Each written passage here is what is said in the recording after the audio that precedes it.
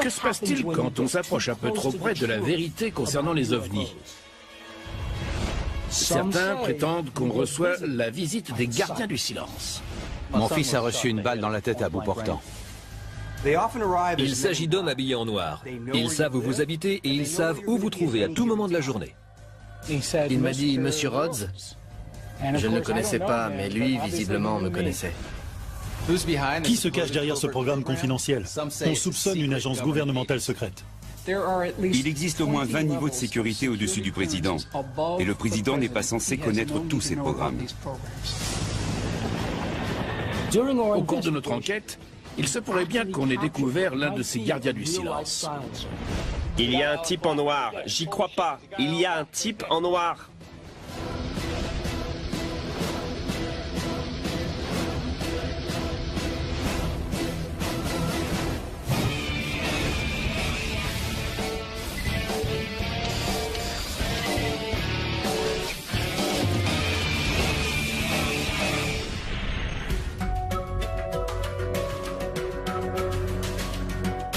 Il reste encore une chose sur laquelle on n'a pas enquêté, le phénomène des hommes en noir.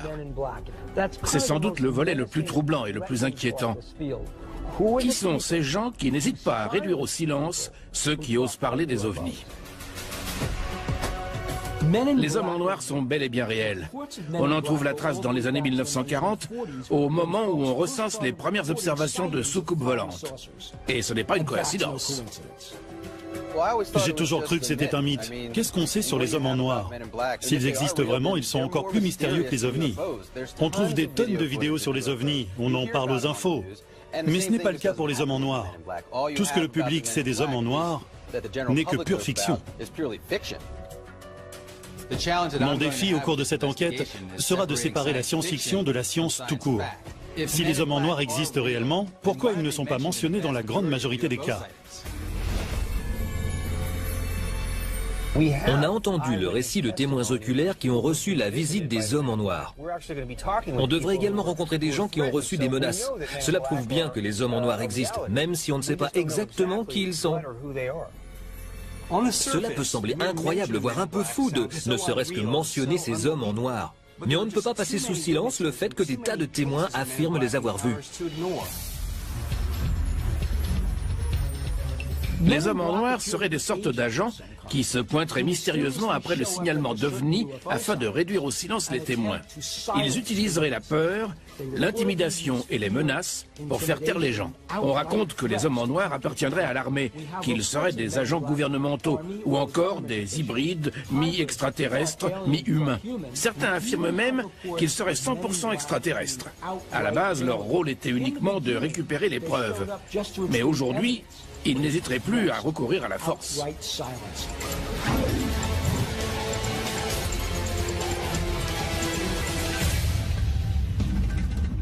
C'était juste avant Noël 1987.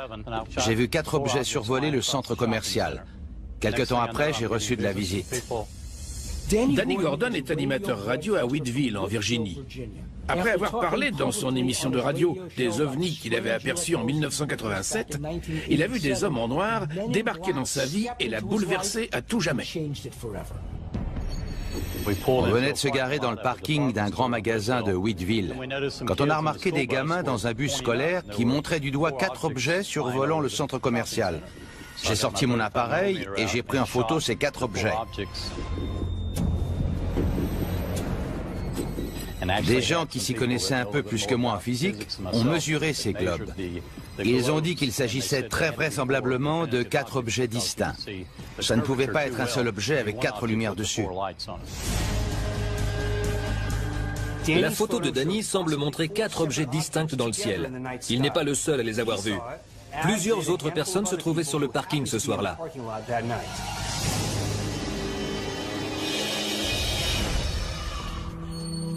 Mais je suis le seul à en avoir parlé et à avoir ébruité l'affaire. C'est moi qui ai transmis l'information à la presse. Je n'y ai pas trop réfléchi sur le moment. Je n'avais pas pensé aux conséquences. Parmi tous ceux qui ont vu les ovnis ce soir-là, Gordon est le seul à animer une émission de radio. Des millions de personnes ont entendu Gordon parler de ce qu'il avait vu. Et peu de temps après, il a commencé à lui arriver des choses étranges.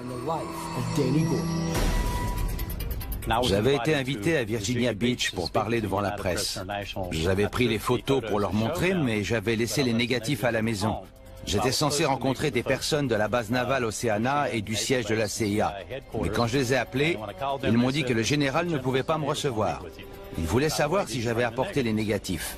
J'ai joué les naïfs et je leur ai dit non, je les ai laissés chez moi. En rentrant de Virginia Beach, j'ai découvert que mes négatifs, et seulement ceux-là, avaient disparu. Que ces négatifs aient disparu, c'est une chose. Mais Danny venait de dire à la CIA qu'il avait laissé les négatifs chez lui et voilà qu'ils disparaissent. Ce n'est pas une simple coïncidence. Je n'ai pas l'impression qu'ils aient été menaçants avec vous. Ils vous ont menacé? Oui, je n'arrêtais pas de recevoir des coups de téléphone. On me disait, laissez tomber, c'est une question de sécurité-défense. J'étais suivi. Un homme m'a téléphoné pour me dire que si je parlais aux journalistes, je risquais de mettre ma vie et celle de ma famille en danger. Et c'est ce qui est arrivé. En 1991, on a dépassé le stade des simples menaces. Cela a dégénéré en violence physique. Mon fils était à une soirée quand il a reçu une balle dans la tête à bout portant. Un calibre 32 Magnum dans la tempe. Il a perdu connaissance à 21h30 et ne s'est réveillé que 21 jours plus tard. On ne sait toujours pas qui lui a tiré dessus. Les gens qui étaient à la soirée ont d'abord dit qu'il s'agissait d'hommes en noir avant de changer de version et de dire qu'il s'était fait ça tout seul. Vous pensez que les hommes en noir sont allés parler aux témoins pour les persuader de changer de version? J'espère que non. Mais j'ai dit à ma femme que s'il y avait ne serait-ce qu'une infime possibilité pour que ce soit lié aux extraterrestres, je ne pouvais pas continuer à courir ce risque. Il reste encore à prouver que ce sont les hommes en noir qui ont tiré sur le fils de Danny Gordon. Mais cet incident l'a tellement secoué qu'il a totalement arrêté de parler des extraterrestres. En acceptant de nous parler 18 ans plus tard, il brise enfin le silence. Croyez-vous à l'existence des hommes en noir? Et à votre avis, quelle est leur fonction?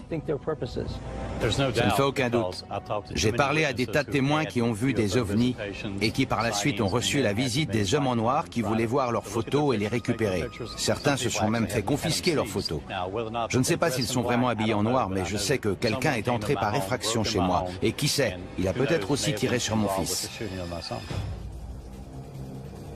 Si les hommes en noir ont effectivement tiré sur le fils de Danny Gordon, ils n'ont laissé aucune preuve compromettante.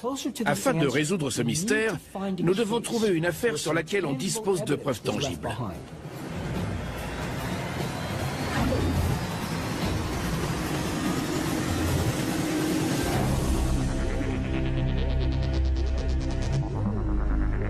Je m'appelle Timothy Beckley et j'ai réussi à prendre l'une des rares photos d'un homme en noir. Timothy Beckley écrit des livres sur les extraterrestres. Il a lui-même rencontré un homme en noir. Beckley a eu la chance d'avoir son appareil photo avec lui. En 1968, on a recensé de nombreuses observations d'ovnis dans le ciel du New Jersey, et plus particulièrement au-dessus de Jersey City. À plusieurs reprises, les ovnis sont descendus très bas et ils ont atterri dans un parc des environs. Des adolescents ont eu peur et ils ont couru prévenir leurs parents. Je connaissais un type du nom de Jack Robinson. C'est lui qui a été chargé de l'enquête. Il m'a affirmé que pendant qu'ils interrogeaient les adolescents, il y avait une voiture noire avec des vitres teintées garée plus loin dans la rue. De temps en temps, il voyait la vitre descendre et quelqu'un jetait un œil par la fenêtre. À une époque, Jack Robinson travaillait dans une banque à New York. Il prenait le train tous les jours. Pendant ce temps, sa femme partait faire des courses. Elle a raconté que quand elle quittait l'immeuble, il y avait parfois une personne habillée en noir avec un chapeau noir qui l'observait depuis l'autre côté de la rue. On a pris la voiture un matin et on est allé jusqu'à Jersey City pour voir ce qui se passait vraiment. En arrivant là-bas, on est tombé sur le même type, impassible, avec son chapeau enfoncé jusqu'aux yeux et habillé tout en noir. Il n'avait pas l'air à sa place dans le paysage. Jim m'a passé son appareil photo, je me suis penché en dehors de la voiture et j'ai pris une photo de l'homme qui se tenait dans l'embrasure de la porte.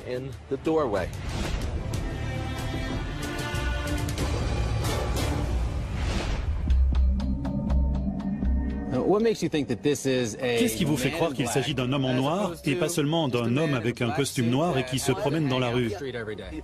C'est une zone résidentielle. Tout le monde se connaît dans le quartier, surtout à cette époque. Tout le monde connaissait ses voisins, ceux d'à côté ou ceux qui habitaient au-dessus. Cet homme n'était pas à sa place.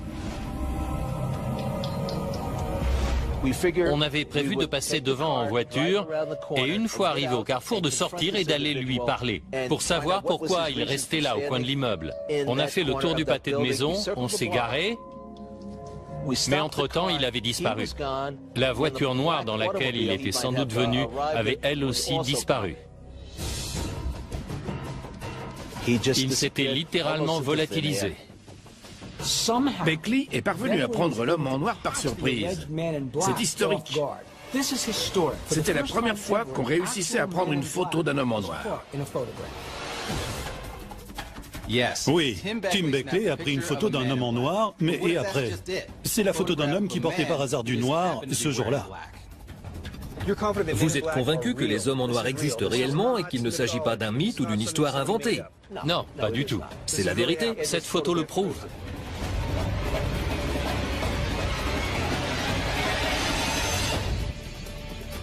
Après avoir vu la photo de Tim Beckley, je peux dire qu'il n'y a pas de signe de manipulation numérique ou photographique. Les artefacts présents sur la photo sont sans doute liés à une poussière lors de l'émulsion. Tim a pris cette photo à Jersey City en 1965. Le camion au premier plan est un pick-up Chevrolet C10 première génération.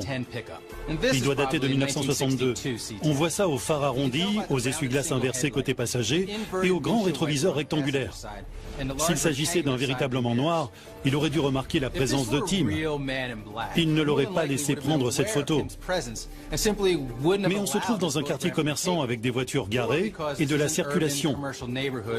Il a pu ne pas remarquer la présence de Tim, ou bien il s'en fichait qu'on puisse le voir.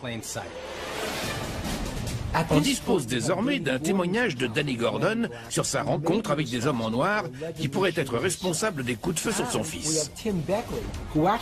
On a également la photo d'un homme en noir prise par Tim Beckley. Pour l'instant, les hommes en noir semblent rester à distance. Il va nous falloir creuser un peu plus et trouver quelqu'un qui a été menacé de manière directe par ces hommes en noir.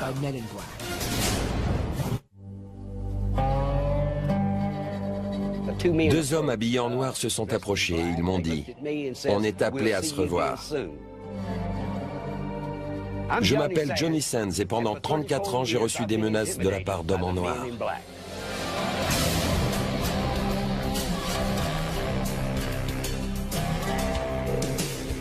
On a rendez-vous avec Johnny Sands, un chanteur de country. En 1976, dans la banlieue de Las Vegas, Johnny a fait une rencontre étrange avec des hommes en noir. J'ai vu un faisceau lumineux dans le ciel qui était dirigé sur ma droite. On aurait dit un objet de la forme d'un cigare. La voiture de Johnny Sands était tombée en panne. Il avait la tête sous le capot pour essayer de faire redémarrer sa voiture. Soudain, il a vu deux extraterrestres s'avancer vers lui. Ils se sont approchés de moi. J'ai eu envie de partir en courant, mais j'ai réalisé que je ne pouvais plus bouger. Ils me fixaient avec leurs yeux. Ils avaient une petite bouche plissée. On aurait dit qu'ils n'avaient pas de dents, mais ils avaient un gros nez, une sorte de protubérance de chaque côté du visage.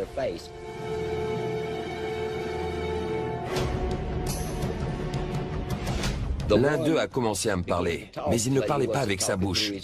Je lui ai demandé « D'où est-ce que vous venez ?» Il m'a dit « De là-haut ». Ils m'ont posé tout un tas de questions, puis l'un d'eux m'a dit « Il faut qu'on y aille, mais on est appelé à se revoir ». Ils ont tourné les talons et se sont éloignés. J'ai vu un éclair et soudain, ils avaient disparu.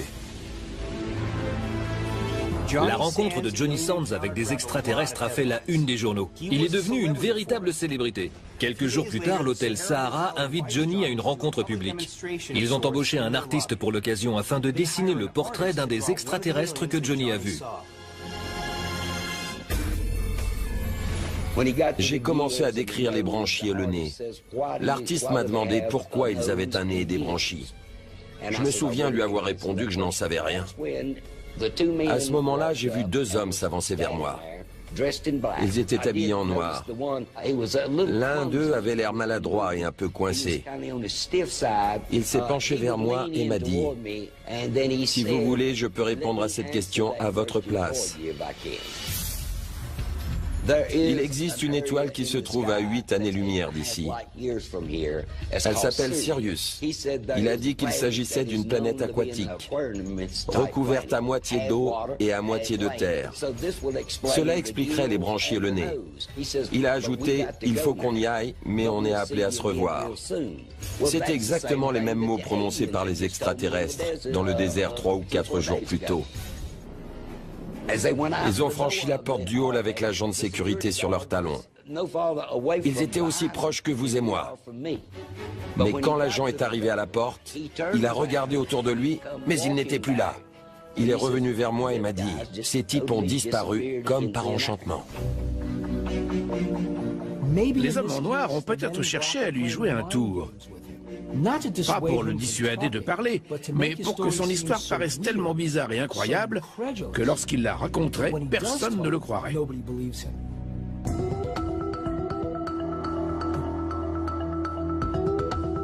Johnny, voici Mike Brassel. Bonjour Mike, ravi de vous rencontrer. On a fait appel à Mike Brassel, un dessinateur de portraits robots, pour savoir à quoi ressemblent vraiment ces hommes en noir. Il louchait, et il avait un gros nez trapu. Ses cheveux étaient tirés vers l'arrière.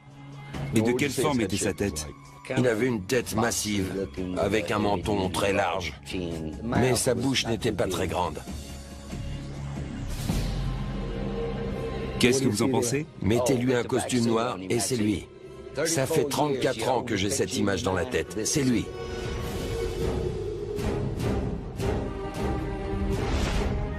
Le portrait de l'homme en noir aperçu par Johnny Sands a l'air fidèle à la réalité. Johnny semble avoir du mal à le regarder. Que penses-tu de l'histoire de Johnny Sands? Il est très précis sur ce qui s'est passé. Vu tous les détails qu'il donne, je pense qu'il est réellement arrivé quelque chose à Johnny Sands. On ne peut pas faire comme si de rien n'était. Johnny Sands est non seulement passé au détecteur de mensonges, mais il s'est également soumis à une analyse de stress vocal. D'après les autorités, il dit la vérité. Et même si ça a l'air tiré par les cheveux, j'aurais tendance à le croire.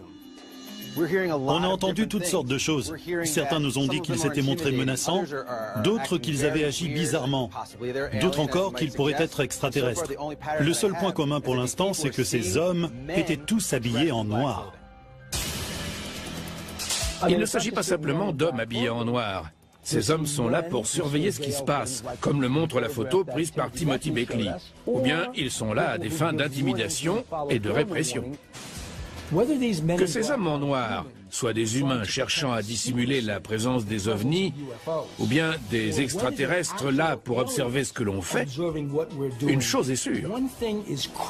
Il existe un lien direct entre les hommes en noir et les ovnis.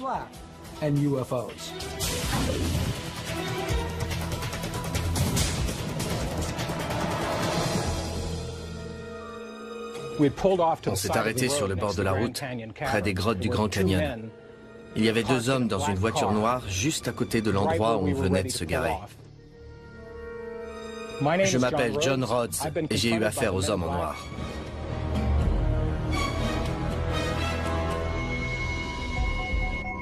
On a fait la connaissance de John Rhodes lors d'une précédente enquête portant sur la présence de bases extraterrestres souterraines à Dulce, au Nouveau-Mexique.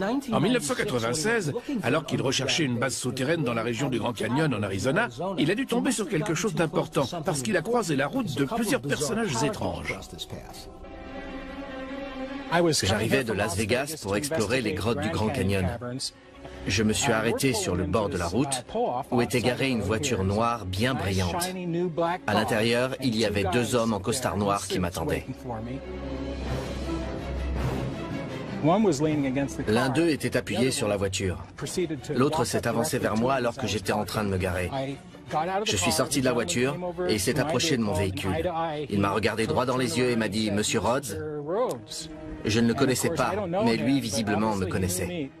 Ces types connaissaient votre nom? Oui, ils connaissaient mon nom, mais surtout, ils savaient que j'allais venir. Je trouve ça étrange que ces deux hommes surgissent au milieu de nulle part et qu'ils connaissent le nom de John Rhodes. C'est tout sauf une rencontre fortuite. Il m'a dit, vous savez, monsieur Rhodes, vous pourriez tomber et vous faire mal. Vous pourriez finir dans un trou. Personne ne vous retrouvera jamais. J'ai pris ça pour une menace. Et après? Ils sont remontés dans leur véhicule. Je ne les ai pas vus partir. Je ne voulais pas qu'ils croient qu'ils avaient réussi à m'intimider. Est-ce qu'ils avaient un badge sur leur veste ou bien dans leur portefeuille? Rien.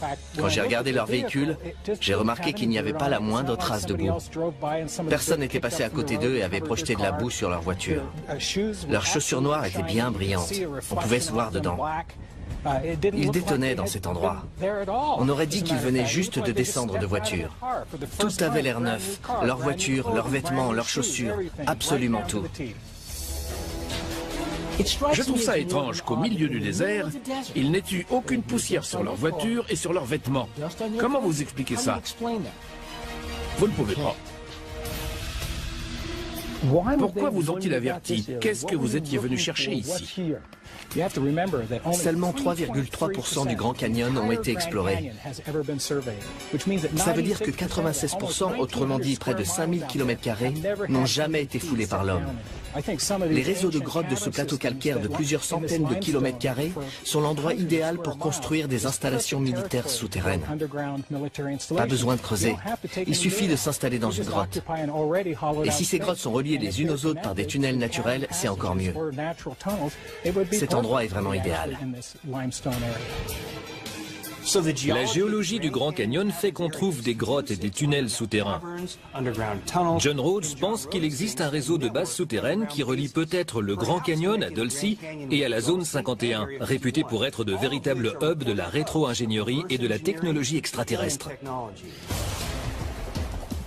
Ce serait incroyable si la théorie de Rhodes se confirmait. Imaginez qu'il y ait des tunnels reliant toutes ces bases extraterrestres souterraines. Cela permettrait d'expliquer la présence des hommes en noir. Est-ce que j'ai peur? Je dirais surtout que j'ai peur pour vous.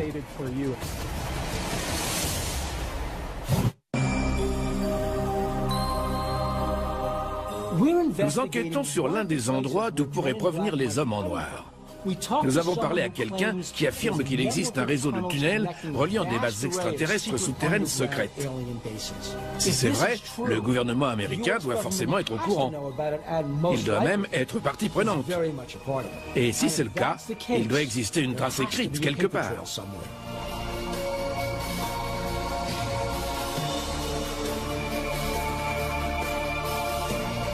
Nous avons rendez-vous avec Michael Schratt, un historien de l'aérospatiale militaire qui, au cours de ses recherches, a découvert que le gouvernement américain se cachait peut-être derrière les hommes en noir. Mike, j'ai une question. Qui sont les hommes en noir et qui signent leurs chèques? La rumeur court que les hommes en noir appartiennent à une opération ou une organisation gouvernementale secrète, financée par une caisse noire. Et ces sommes sont prélevées sur le budget de l'armée de l'air. D'où vient cet argent? Est-ce qu'il s'agit de l'argent des contribuables? Comme pour de nombreux autres programmes, l'argent vient de sociétés écrans bidons, comme ici par exemple. Cette caisse noire sert à financer les agences militaires et les agences de renseignement. Elles n'ont aucun compte à rendre. Comment peut-on prouver cela? Voici l'article du Detroit Free Press. Il est daté du 8 février 1987. Il est écrit « Un registre secret des projets militaires. La caisse noire du Pentagone a triplé sous l'administration Reagan. » Vous savez à quoi sert l'argent de la caisse noire aujourd'hui? Si on extrapole à partir des informations qu'on a, il est clair que le budget de cette caisse noire a explosé pour atteindre peut-être 300 milliards de dollars par an. À quoi cet argent sert-il? C'est la vraie question. Voici le schéma organisationnel des niveaux d'habilitation de sécurité. Restreint, confidentiel, secret, top secret, informations sensibles compartimentées, programme d'accès spécial non reconnu. Au-dessus, on a encore 28 niveaux top secret cryptés. Le président arrive au niveau 17. Le président connaît certains codes secrets et bien sûr le code de la valise nucléaire.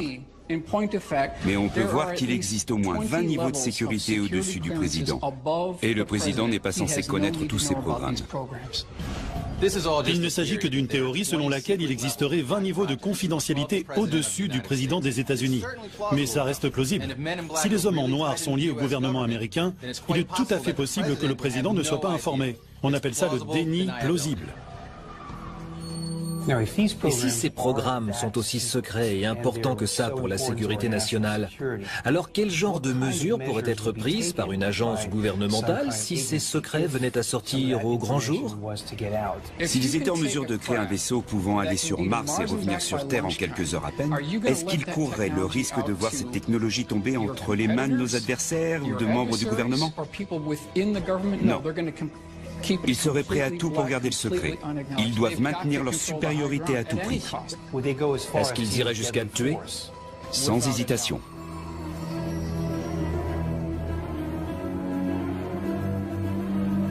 Certains enquêteurs ont réussi à se rapprocher de la vérité concernant les hommes en noir. Ils sont tous morts dans des circonstances étranges.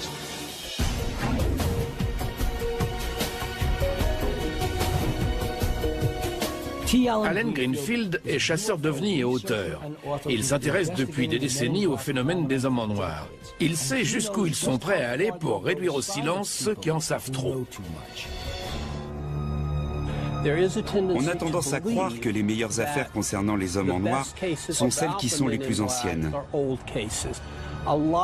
Les affaires plus récentes ne bénéficient pas de la même publicité pour une simple et bonne raison.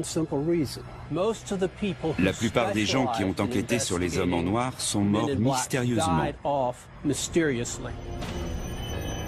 Aucun d'entre eux n'avait plus de 40 ou 50 ans. Tous ceux qui se sont approchés de la vérité sont morts. Parmi les ufologues notoires, on peut citer le célèbre auteur Maurice K. Jessup.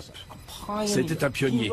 Il a écrit des tas de livres et certains chercheurs pensent que lorsqu'il s'est approché un peu trop près de la vérité, les hommes en noir l'ont fait taire une bonne fois pour toutes.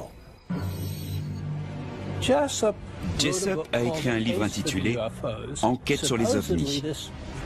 Cet homme parfaitement équilibré n'avait aucune raison de se suicider. C'est pourtant ce qui est arrivé. On raconte qu'il est mort asphyxié dans sa voiture. Mais apparemment, le mode opératoire était tellement élaboré qu'il semble évident qu'une tierce personne se soit chargée de ce suicide. Et tout porte à croire que cette personne avait de bonnes raisons de faire croire au suicide de M. Jessup.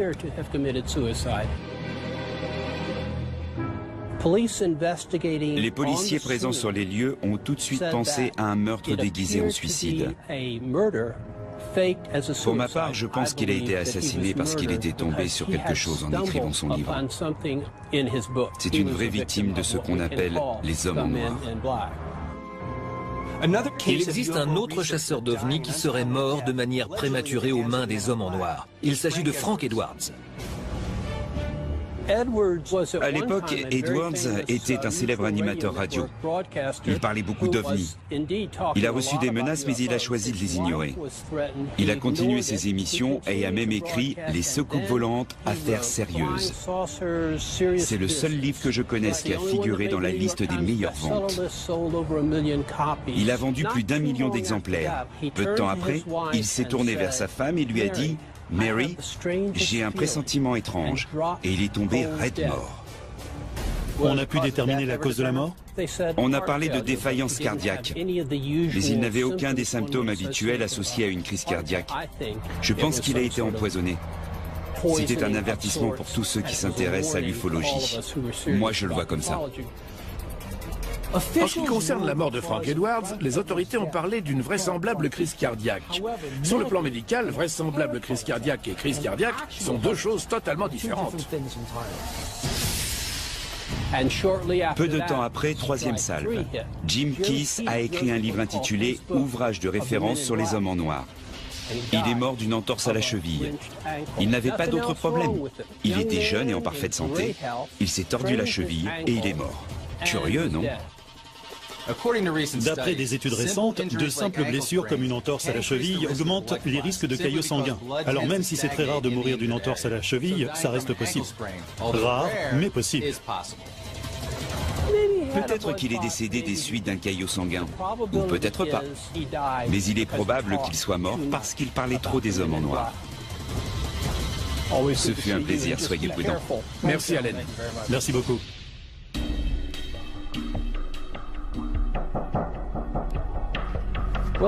Messieurs, vous venez d'entendre l'histoire de ces gens qui ont souffert aux mains des hommes en noir. Qu'est-ce que vous pensez de ce que nous a dit Allen Greenfield? Certains de ces ufologues, si ce n'est la totalité, ont très bien pu mourir pour les raisons évoquées. Mort naturelle, chute, problèmes hépatiques, et j'en passe. Des gens meurent tous les jours. Quand ça arrive, on cherche du côté de leur profession. Et quand elle a un rapport avec les ovnis, on a tendance à croire que cela est lié à leur mort. Il n'existe pas tant d'ufologues que ça à travers le monde. Comment se fait-il qu'ils ne meurent pas paisiblement et de mort naturelle? Ce sont des morts vraiment mystérieuses. Ça ne fait aucun doute qu'il y a un schéma commun. Greenfield nous a parlé de 7 ufologues qui sont décédés prématurément au sommet de leur carrière. 7 ufologues qui s'exprimaient dans les médias, comme Danny Gordon. Ce n'est pas une coïncidence. Il y a forcément un lien. Voilà ce qu'il faut faire. Il faut trouver d'autres témoins qui acceptent de nous conduire à l'endroit où ils ont vu un homme en noir. On doit trouver où se cachent les hommes en noir et ce qu'ils gardent. On va essayer de voir si on peut attirer ces hommes jusqu'à nous.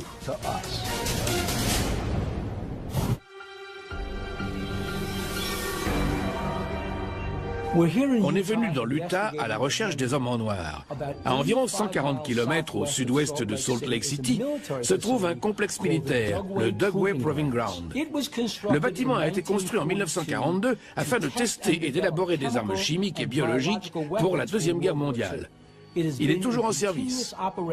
Ce qui s'y passe est top secret, personne n'en sait rien. On a observé des tas d'ovnis dans la région. Certains chercheurs parlent de Dugway comme de la nouvelle zone 51. Peut-être que c'est de là que viennent les hommes en noir.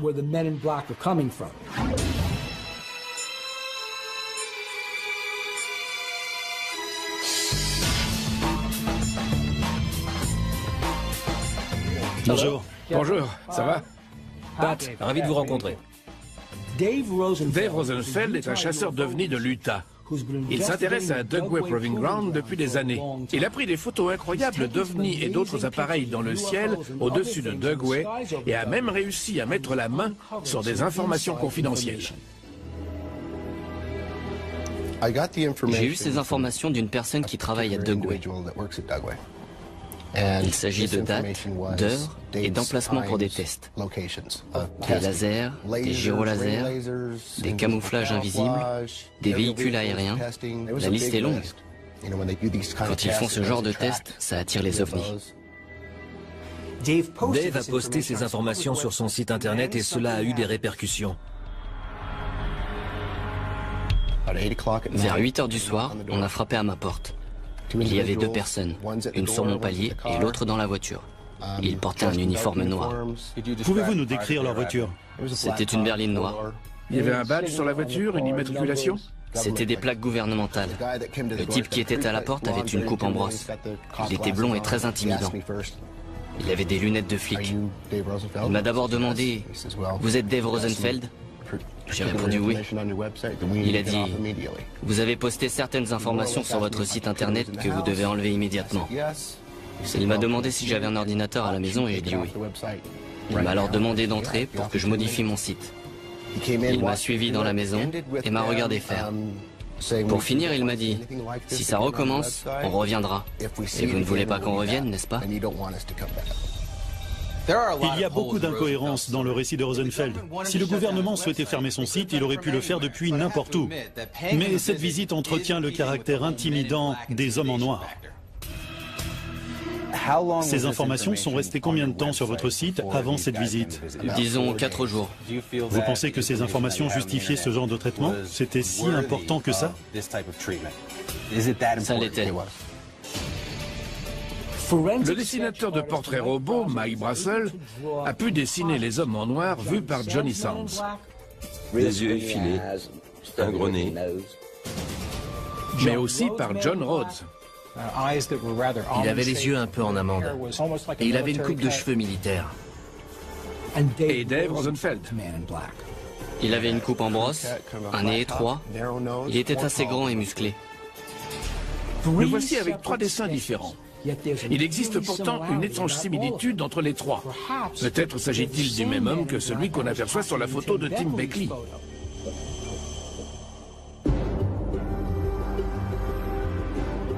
Il y a très clairement un lien entre les ovnis et les hommes en noir à Dugway.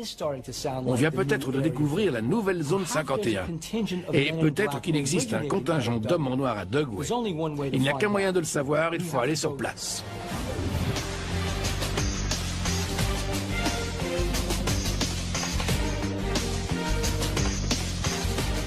Nous avons rendez-vous avec Ken Stork et Bob Hicks qui nous ont déjà aidés dans notre enquête sur les bases souterraines près d'ici à Dulce, au Nouveau-Mexique.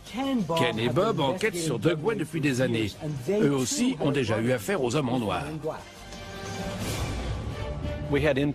On nous a informé que cette zone était la nouvelle zone 51. Alors on est venu ici pour collecter des informations et vérifier si c'était vraiment le cas.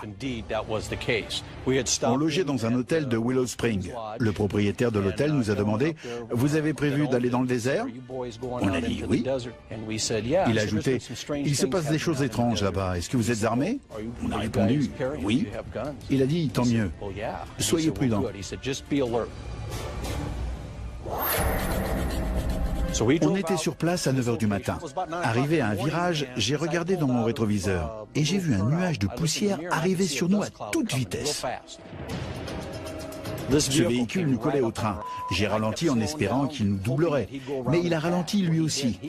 Bob a fini par dire « Arrête-toi, j'en ai marre de ces histoires ». On s'est arrêté. Bob s'est précipité hors de la voiture. Moi, je suis resté à l'intérieur et j'ai ajusté mon rétroviseur.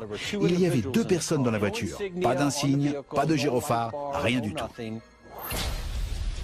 Le conducteur est descendu et Bob aussi. J'ai marché jusqu'à lui. Il avait un pantalon bouffant. D'accord. Il portait une veste, il n'avait pas de badge, mais il était habillé tout en noir. Il a dit « Qu'est-ce que vous faites par ici ?» J'ai répondu « On est venu prendre quelques photos. » J'ai demandé à voir ses papiers. Je lui ai dit « Montrez-moi votre badge. J'ai besoin de savoir qui vous êtes. » Il m'a répondu « Voilà tout ce que vous avez besoin de savoir. » Il a indiqué sa plaque, G14. Il s'agit d'une plaque d'immatriculation gouvernementale. Les services généraux possèdent des véhicules à travers tout le pays pour les agents gouvernementaux et ceux des ministères. Les voitures sont immatriculées de G11 à G91. G14 correspond à des véhicules de grande taille. Comme vous pouvez le voir, cet endroit est très isolé. Il n'y avait que et nous, c'est tout. Ça aurait très bien pu dégénérer. J'avais mon pistolet entre les jambes. Mon rétro extérieur était braqué sur lui et le rétro intérieur sur le passager. Ils cherchaient à nous intimider pour qu'on abandonne. Ils s'attendaient à ce qu'on tombe à genoux et qu'on les supplie. Mais ce n'est pas ce qui s'est passé. Après ça, on est remonté en voiture et on est parti. Ils nous ont suivis jusqu'au virage. On a pris la direction de Vernon et ils ont continué tout droit. Ils étaient toujours sur nos talons. Peut-être que comme John Rhodes, Ken et Bob s'intéressaient d'un peu trop près à un secret gouvernemental. J'ai eu le temps de relever le numéro. Qu'avez-vous découvert? De retour dans ma juridiction, parce que j'étais dans la police à l'époque, j'ai rentré le numéro dans l'ordinateur et j'ai trouvé une Jeep blanche au nom du bureau de gestion du territoire de Park County dans le Colorado. Ce n'était pas une Jeep? Non, ce n'était pas une Jeep. J'ai appelé le responsable du bureau de gestion du territoire de Park County et je lui ai demandé s'il avait un véhicule à ce numéro. Il m'a dit oui, effectivement. Je l'ai d'ailleurs sous les yeux en ce moment même. Park County est situé à 700 ou 800 km de là. À l'évidence, ce numéro n'appartenait pas à ce véhicule. Ça a été le signal d'alarme pour moi. Ça colle parfaitement. Les hommes en noir ont l'habitude de se faire passer pour ce qu'ils ne sont pas. On vient de prendre ces hommes en noir en flagrant délit. Les plaques G14 devaient provenir d'un autre véhicule. On est au milieu du désert. Est-ce que vous pensez qu'on nous observe? Absolument. Vous avez raison de le croire. Ils surveillent la zone. Ils écoutent tout ce qui se dit à la radio et sur les téléphones portables dans tout le secteur. Mais ces terres sont publiques, pourquoi est-ce qu'on nous surveille? Bien. La base est juste à côté. On était justement en train de parler du fait d'être surveillé lorsqu'on a vu apparaître 2 hélicoptères au-dessus de nos têtes. Tu as vu ça, Kevin? Oui. Les voilà. Ils arrivent sur nous, les gars.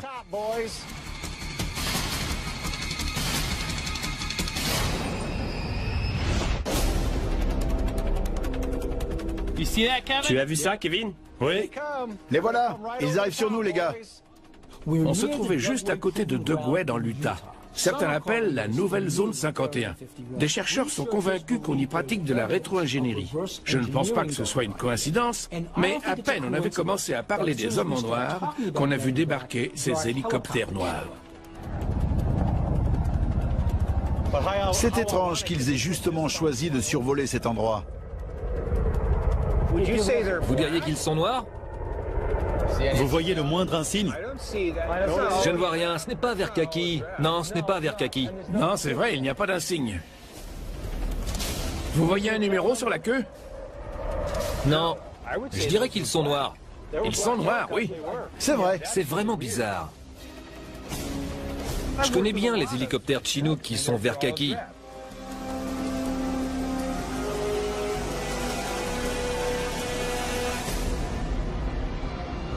Qu'est-ce qui se passe à votre avis? Qui sont ces types et qu'est-ce qu'ils veulent?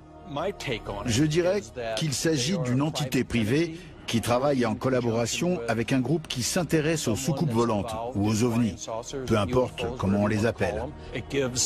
Ça permet au gouvernement de plaider le déni plausible.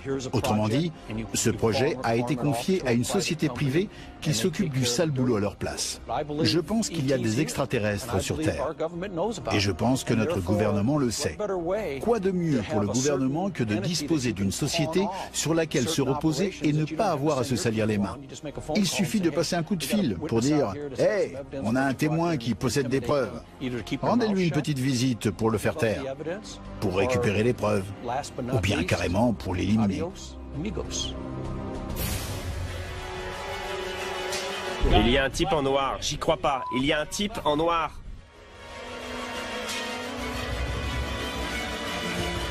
Il est en noir? Oui. Il monte à l'avant d'un camion blanc garé à côté du bâtiment. Il fait marche arrière.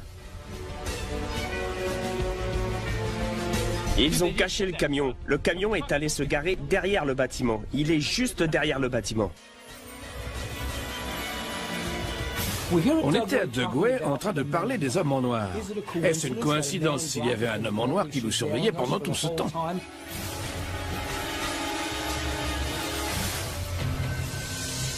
On ne peut pas nier le fait que les hommes en noir nous surveillaient.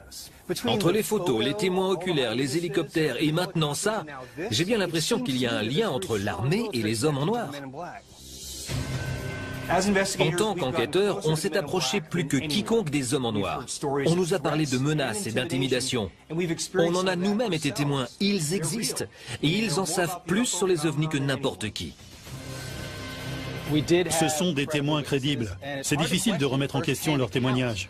Mais quand on repense aux observations, aux menaces, aux intimidations et même à notre expérience à Dugway, il semble plus probable qu'il s'agisse seulement de coïncidences. Ces hélicoptères effectuaient peut-être un vol de routine et on a pu voir un homme d'entretien en train de travailler. Comme dans la plupart des observations d'OVNI, ce n'est que le fruit du hasard. Vous passez à côté de l'essentiel. Le projet sur lequel travaillent les hommes en noir est devenu tellement secret et tellement marqué par le mensonge et la dissimulation que même les hommes en noir ne se rendent pas compte qu'ils sont des hommes en noir. Les hommes en noir sont présents depuis les années 50. Dans la communauté ufologique, il existe tout un tas d'histoires faisant état de menaces et de violences physiques. Quand on s'est approché d'un peu trop près, on a vu débarquer les hommes en noir. Et ils ne rigolent pas. Ce sont les gardiens d'un secret et ils sont prêts à tout pour nous empêcher de connaître la vérité.